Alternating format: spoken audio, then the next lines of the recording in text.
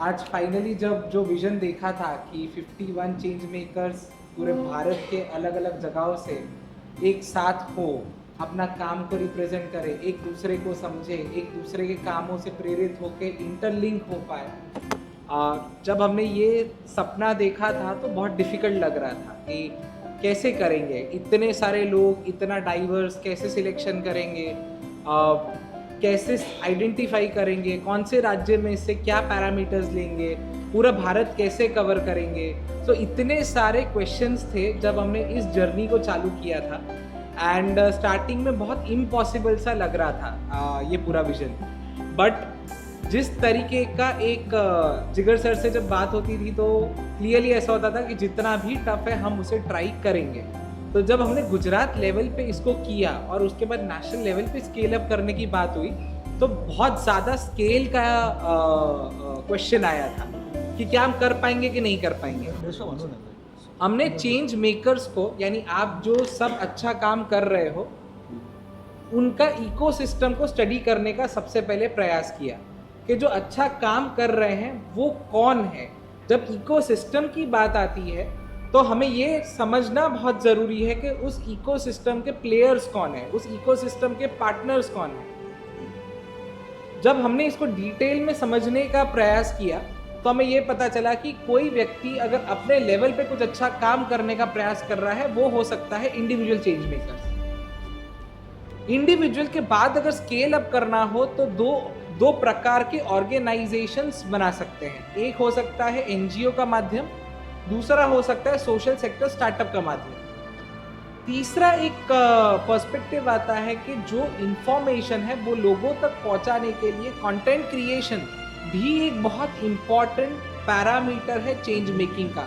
तो content creators come in the third vertical of change making.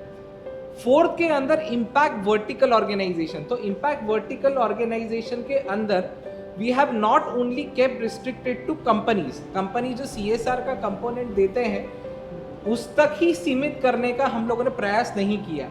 जो लोग change makers को मदद करने के लिए काम करते हैं उनको पैरामीटर के तौर पे इम्पैक्ट वर्टिकल ऑर्गेनाइजेशन देखने का प्रयास किया। और फिफ्थ हो सकता है जो बहुत स्ट्रॉन्ग वर्टिकल आता है, जो है गवर्नमेंट। गवर्नमेंट स्केलिंग अप के अंदर बहुत इंपॉर्टेंट रोल प्ले कर पाते हैं। और मुझे बहुत खुशी से ये बताते हुए लग रहा है अभी वैलिडिक्ट्री में कि ये पांचों पांच पार्ट हम लोगों ने इस चेंज मेकर्स मीट के अंदर कवर किया है। Right from the government to content creators to individuals to NGOs to startups to impact vertical organisation, सभी लोग यहाँ पे प्रेजेंट हैं। इसको हमने लिंकअप किया विकसित भारत के विजन से। अगर आप विकसित भारत को ब्रेक डाउन करते हो, पैरामीटर्स को ब्रेक डाउन करते हो कि विकसित भारत के अंदर क्या होना चाहिए, अगर we are seeing Bharat at 2047 तो भारत कैसे हो सकता है। सो एजुकेशन में अच्छा हो सकता है, स्किल बिल्डिंग में अच्छा हो सकता है, हेल्थ सब तक पहुंचना चाहिए, वेस्ट रिसाइकलिंग होना चाहिए, वेस्ट मैनेजमेंट प्रॉपर होना चाहिए, कंटेंट सब तक प्रॉपर पहुंचना चाहिए, इंफॉर्मेशन पहुंचना चाहिए, लीगल एक्सेस प्रॉपर होना चाहिए। आप जिस पैरामीटर का विकसित भारत का सपना देख सकते हो, उस विकसित भारत का सपने के ऊपर काम करने वाले व्यक्ति इस रूम के अंदर एज चेंज मेकर बैठे हुए हैं। ये जो हम कर रहे हैं ये ना तो एक मीट है ना तो एक सिंपल सा इवेंट है, ये एक मूवमेंट है, ये एक विजन है, ये एक मिशन है जिसके ऊपर हम चल पड़े हैं। मैंने स्टार्टिंग में भी कहा था कि हमें ये मौका नहीं मिला कि हम देश की आज़ादी के लिए लड़ पाए, बट हमें ये मौका ज़रूर मिल रहा है कि अमृत काल के अंदर हमारा सब कुछ देके देश के लिए एक विकसित भारत का मॉडल के ऊपर काम कर पाए। और इस एंगल में जो आपने देखा होगा 4 दिन से हम साथ में हैं, आप सबकी लिमिट स्ट्रेच हो गई होगी क्योंकि आप सभी इतने एकस्टम्ड नहीं हैं इतने लंबे लंबे दिन के लिए।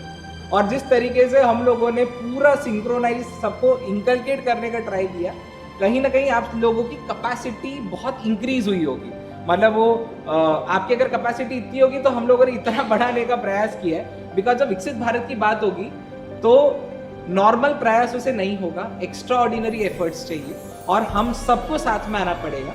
और इसी के तौर पे मैं लास्ट अटल जी की कविता के 4 पंक्तियों के साथ खत्म करूंगा कि बाधाएं आती हैं आए, बाधाएं आती हैं आए, घने प्रलय की घोर घटाएं, पाँव के नीचे अंगारे, सर पर बरसी थी ज्वालाएं, निज हाथों से हंसते हंसते आग लगाकर चलना होगा, कदम मिलाकर चलना होगा, कदम मिलाकर।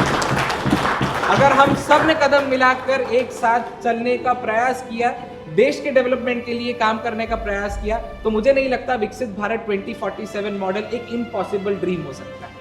Thank you. निश्चित रूप से हम सभी प्रत्येक बाधा को पार करते हुए निरंतर कदम मिलाते हुए चलेंगे और विकसित भारत प्राप्त करेंगे। मैं आदरणीय डॉक्टर जिगर इनामदार जी को उनके प्रासंगिक उद्बोधन के लिए आमंत्रित